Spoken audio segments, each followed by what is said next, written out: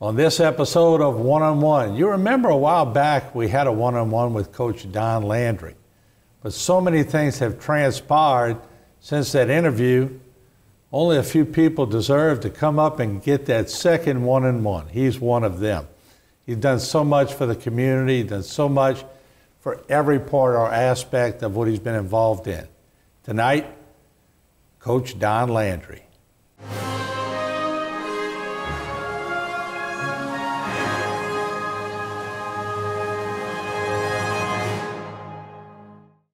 One-on-One is brought to you by the Law Office of Waits and Downer.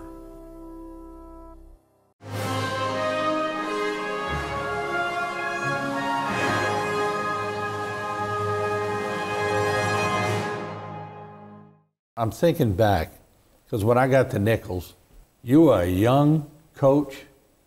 We were all coming in. Like I said, you had a good reputation.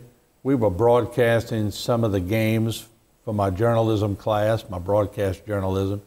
And, at that time, you're right. To get you to Nichols had a bona fide gym before, and they were trying to upgrade and do some different things. So I guess President Galliana must have really done a great sales job on Well, he did, and I'm always pleased that he did. Yeah. And, they lived up to everything they told me. It turned out just like they did. Now, we had the first couple of years, we didn't win, but we were building it, and of course, it's different today, with the transfer portal and all that, but my philosophy was always recruit high school kids, train them, let them play JV as a freshman unless they were extremely good. Very few except Larry Wilson was that good as a freshman. Use the same system with the JV. It was called not just freshmen, but use the same system. And so by the time they were sophomores, they were ready. They knew our system. And so every year we improved. And I guess that was the secret of our success. I always had good assistant coaches. We had a lot of great graduate assistants, but we had a small staff. I mean, it was always just one full-time and one graduate assistant. And nowadays, I'm shocked how many people I see on the bench at all these teams. And in those days, we only had the budget to film maybe 4 games. And so nowadays, they film every game. But we had to put the film after a game, put the film on a bus to Baton Rouge. It would be developed in Baton Rouge. So by the time we got the film, it was days later. And so it was too late to, we'd look at part of the film with the team. Staff-wise, we'd look at the whole film. But nowadays, they can go in at halftime and they'll have their film of what they're doing. So that's one of the major differences between then and now. You spent some time in Lafayette, and I'm sure you were surrounded by or saw the recruiting process, but then you go to high school for 3 or 4 years. I can't recall how long it was. And you get back into the college realm. Was recruiting something that scared you, intimidated you, or did you embrace recruiting? I embraced it, and I had, working under Scotty Robinson, I learned a lot in every phase of basketball. I don't know if I would have been ready for a head job that early in my career. I had success as a high school coach, but and you think as a young high school coach who's been successful, you think you know more than you really do. But I learned a lot under Scotty, and that helped me prepare for the head job. But I never stopped learning. Not only did I read everything I could get about basketball, I went to as many clinics as I could. I heard probably all the top coaches of that day, from Bobby Knight to Dean Smith to John Wooden, and I learned from all of them. I always kept notes about everything I learned, and at the end of every season, I would review what we had done, and after each practice, I would make notes. And so I would summarize the notes at the end of the year, reevaluate what we were doing. And I always believed in not having a system. Basically, the defense stayed the same. But offensively, I adjusted to the personnel. We were one of the shortest teams in the country when I first got here. Well, all of a sudden, we recruited Cleveland Hill. Well, he didn't fit into the offense that we were running when we had only small players. So I had to adjust it.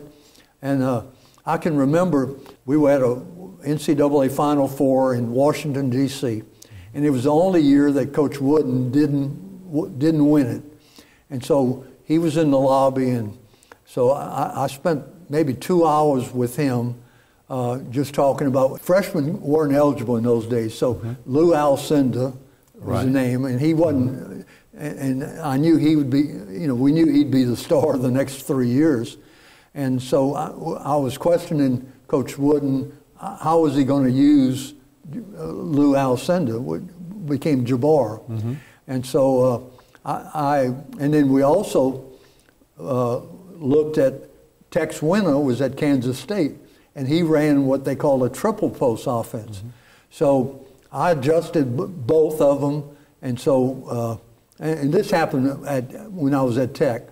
But so when all of a sudden at Nichols, when we get Cleveland Hill, I knew enough about that other offense where I took the best of both systems and I designed a high-low post offense that took advantage of Cleveland's skills. The years I had Cleveland, that's when we started winning. Before that, we had lost. We were getting better every year, but we didn't turn the corner until I got better players.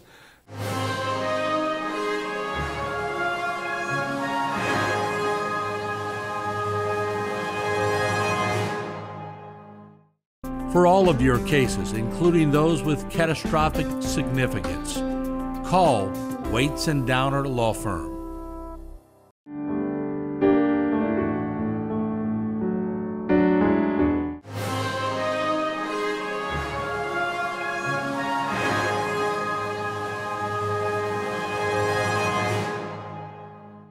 You're recruiting at 27 years old, and you're recruiting people a little bit younger than you are. So what was your best sales pitch? And I'm going to ask you specifically because I know everybody wanted Larry Wilson. Well, that was an exception. But we used a different approach with him than we did all these others.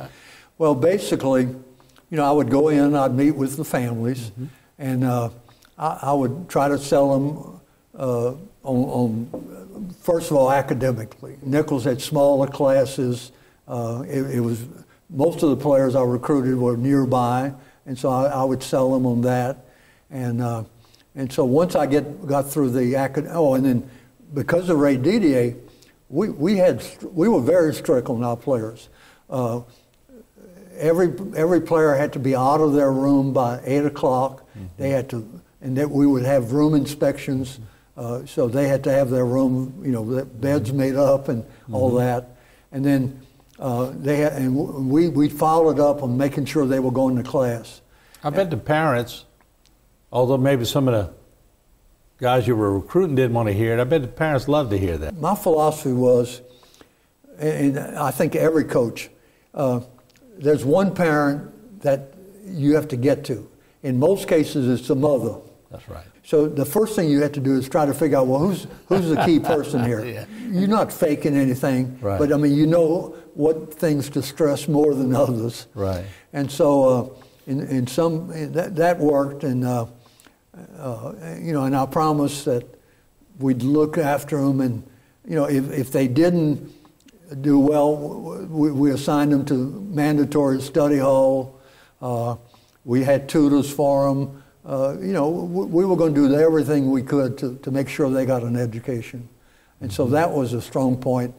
I never tried to sell out myself, but by then I guess I had a reputation of being a promising young coach. And so that appealed to some. And, I lost some too. I didn't get everybody I tried to recruit.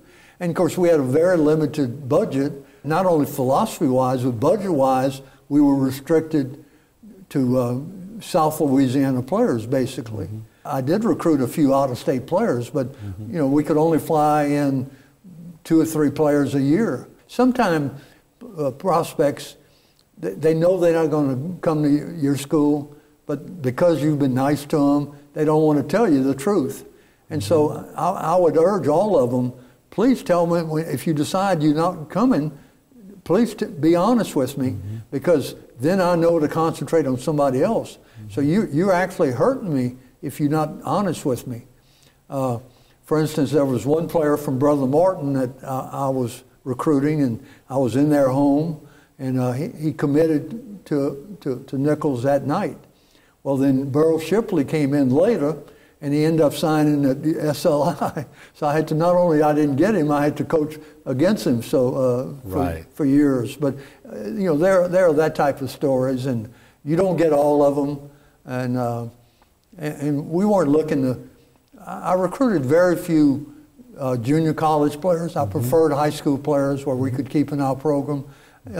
I think I recruited 4 or 5, and also the ones I recruited, usually I had looked at them in high school, so I knew their background. But for whatever reason, you know, we weren't ready to take them. 2 examples of that are Jay Carlin and Rogers Washington. Well, Jay went to junior college after being at Chalmette, and we followed his career at the junior college, so we recruited him. Well, he came in and did an outstanding job, and of course, he's one of the great high school coaches of all time in Louisiana. Rogers Washington went to a junior college because we had doubts about his attitude and so forth. Well, we followed him, and when we finally recruited him, he's one of the great players that ever played at Nichols. Didn't he come from Patterson? He was from Franklin High. Right. Okay, I knew it was one. Johnny Hall was from Patterson. Johnny Hall was Patterson. Right. Yeah.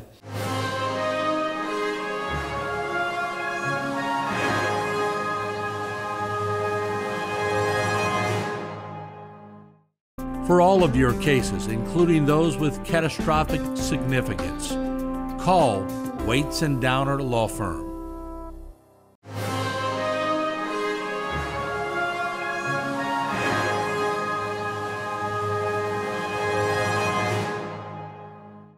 I remember Rogers Washington jumping over me and Jimmy Watkins at Vanderbilt and slamming one home.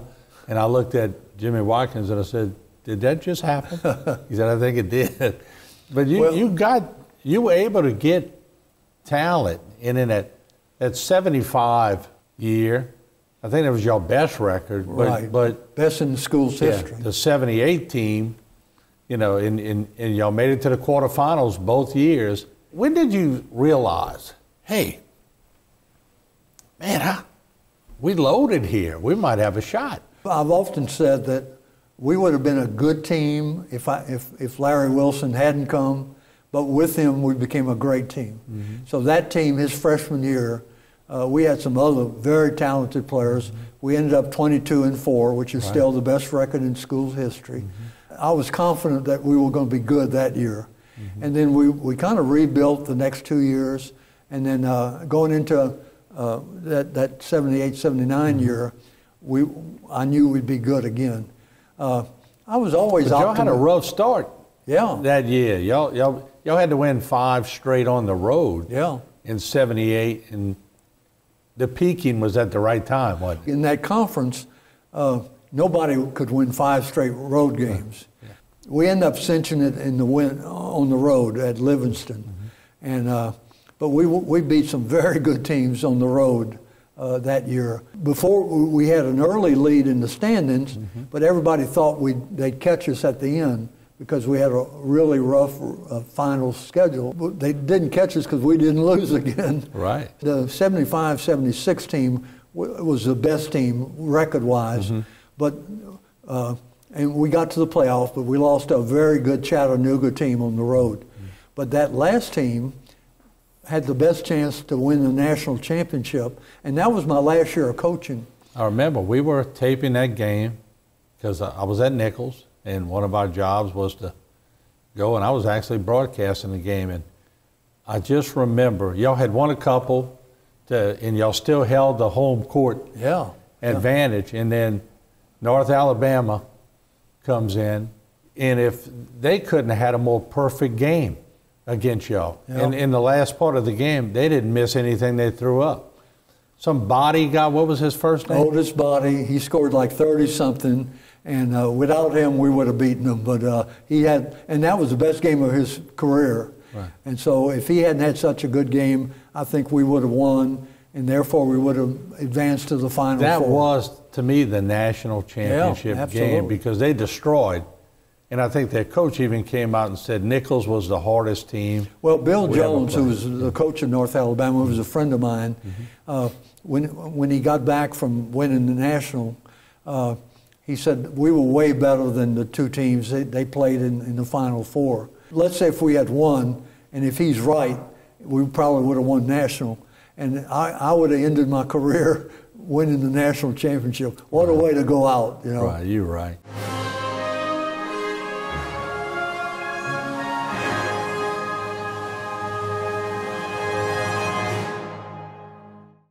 For all of your cases, including those with catastrophic significance, call Waits and Downer Law Firm.